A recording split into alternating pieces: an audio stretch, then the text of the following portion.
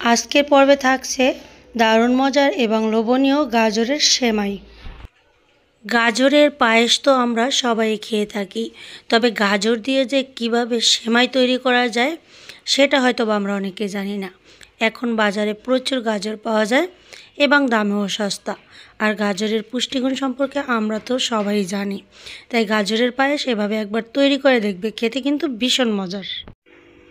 এখানে আমি প্রায় হাফ কেজির মতো গাজর এভাবে একটা গ্রেটারের সাহায্যে গ্রেট করে নিচ্ছি।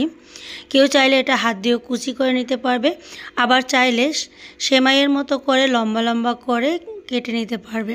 যার যার পছন্দ মতো কেটে নিলেই হবে।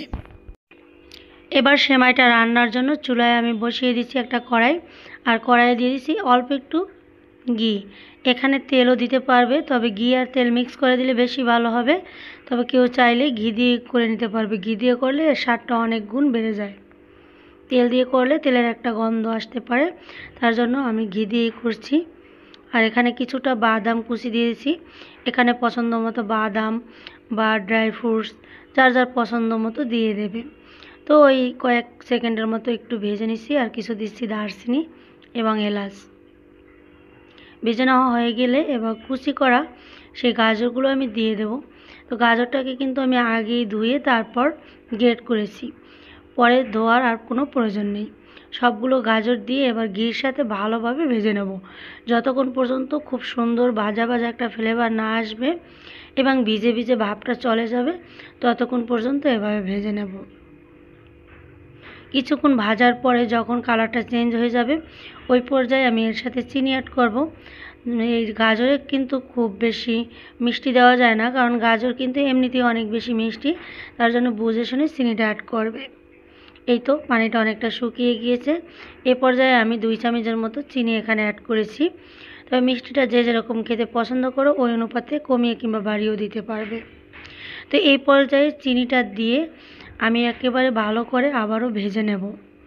আর এরকম ভালোভাবে ভাজা ভাজা করে এই পর্যায়ে গাজর সংরক্ষণ করতে পারবে নর্মাল ফ্রিজে 15 দিনের মতো এবং ডিপ ফ্রিজে কয়েক মাস। যখন খেতে ইচ্ছে করবে শুধু বের করে দুধ দিয়ে রান্না করে নিলেই সেমাই রান্না হয়ে যাবে। এখন যেহেতু গাজরের সিজন, প্রচুর গাজর পাওয়া যায় এবং গাজর সস্তায়ও পাওয়া যায়, তাই এভাবে করে রেখে দিতে পারবে। গাজরে অনেক পুষ্টি রয়েছে, বাচ্চা টিফিনে কিংবা মেহমান আপ্যায়নে ঝটপট তৈরি করে দিতে পারবে। তো এই তো ভাজতে ভাজতে যখন একেবারে গাজরের গায়ে দাগ লেগে যাবে, ওই পর্যায়ে আমি কিছু দুধ এর সাথে অ্যাড করেছি। এখানে হাফ কেজির মতো তরল দুধ আমি দিয়ে দিচ্ছি, আর এটা দিয়ে আমি সিদ্ধটা করে নেব। এখানে স্বাদের জন্য আমি কিছুটা গুঁড়ো দুধ অ্যাড করব। তবে কেউ চাইলে শুধু গরুর দুধ দিয়েই এই রান্নাটা করে নিতে পারবে, তবে দুধটা আগে থেকে জাল করে ঘন করে নিলে এটা খেতে বেশি ভালো লাগবে। আর সেমাই পায়েস যে কোনো খাবারে কিন্তু দুধ যত বেশি দেওয়া যায় খেতে কিন্তু বেশি ভালো লাগে, সেটা আমরা সবাই জানি। এবার ঢাকনা দিয়ে ঢেকে একটু সিদ্ধ করে নেব। চুলার আঁচটা মিডিয়ামে রাখবো আর মাঝে মাঝে একটু নেড়ে ছেড়ে দেবো। এই তো কয়েক মিনিট পর দুধগুলো অনেকটা গাঢ় হয়ে গিয়েছে আর গাজরটাও কিন্তু সিদ্ধ হয়ে গিয়েছে। এবার তোমাদের আমি একটু দেখিয়ে দিচ্ছি এটা কতটা সুন্দর হয়েছে। এই তো ভালোভাবে সিদ্ধ হয়ে গিয়েছে। এবার আরও একটু জাল করে নেব। আর মিষ্টিটা এই পর্যায়ে চেক করতে পারবে, চিনির পরিমাণ লাগলে দিয়ে দিতে পারবে। এখানে আমি 1 চামচের মতো চালের গুঁড়ো একটু পানিতে গুলিয়ে দিয়ে দিচ্ছি। এতে করে একটু ঘনত্ব আসবে, যার কারণে এই সেমাইটা খেতে বেশি ভালো লাগবে। কেউ চাইলে এখানে কর্নফ্লাওয়ারও দিতে পারবে।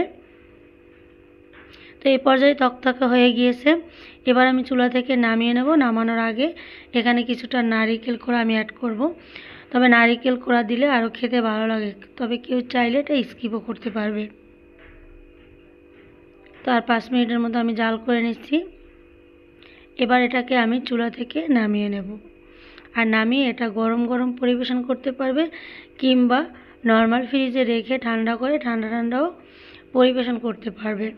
এটা রমজানে ইফতারিতে কিংবা সিয়ারিতেও রাখতে পারবে। খেতে ভীষণ মজার এবং শরীর ঠান্ডা থাকে, আর বাচ্চারা তো অনেক পছন্দ করে। তো এভাবে বাইরের সেমাই না কিনে ঘরে গাজর দিয়ে এভাবে সেমাই রান্না করে দিলে বাচ্চার যেমন পুষ্টির ঘাটতি পূরণ হবে, তেমনি ওরা খেতেও অনেক পছন্দ করবে। এই তো দেখতেই পাচ্ছ পায়েসটা কতটা সুন্দর এবং লোভনীয় হয়েছে। তো সাজানো পায়েসটা আমার বা সেমাইটা কাটতে মন চাইছিল না, তার জন্য তোমাদের অন্য একটা বাটিতে আমি দেখিয়ে দিচ্ছি এটা কতটা ঘনত্ব হয়েছে। এটা ঠান্ডা হওয়ার পর কিন্তু এর পর্যায়ে এরকম হয়েছে। তো আজ এ পর্যন্ত, অবশ্যই লাইক করে দেবে, শেয়ার করে দেবে। আল্লাহ হাফেজ।